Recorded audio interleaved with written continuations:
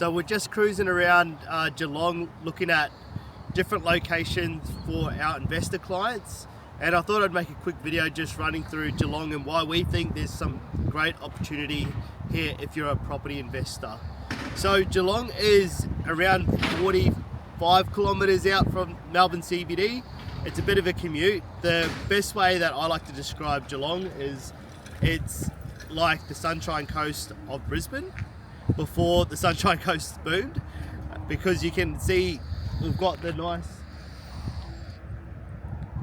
coast out the back there, which is getting redeveloped, and you've already got all this existing infrastructure that's already here. But the thing is, over the last say 4 to 5 years, property prices have stagnated.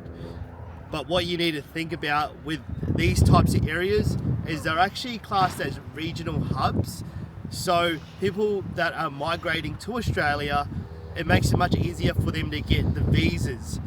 And this is one of the parts of Melbourne where you can be really close to the Melbourne CBD, so you get the Melbourne CBD lifestyle, but you're in a regional hub, so you get access to it through the visa side of things. So that's one of the reasons why I believe the population is growing here, but the population's just growing here for families that are looking to move out of the city and they want a level of lifestyle and also a level of affordability. So when you start to look at price points within Geelong, you can get in for anywhere from 600 to 700k.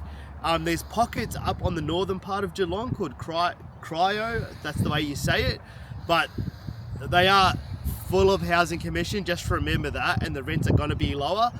But we just drove through them, we've seen a couple of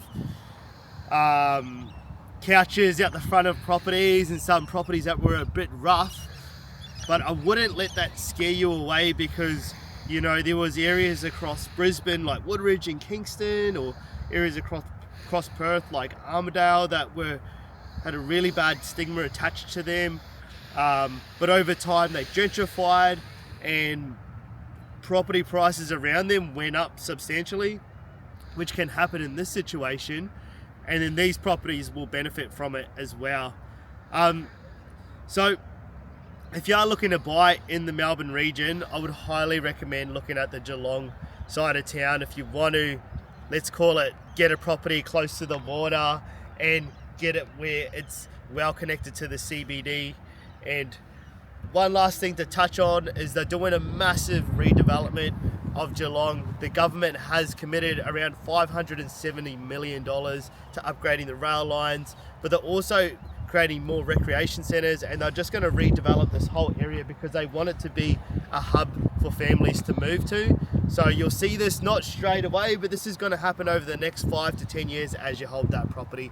But that's pretty much all I've got to say about Geelong. So I hope you got some value, and thanks for watching.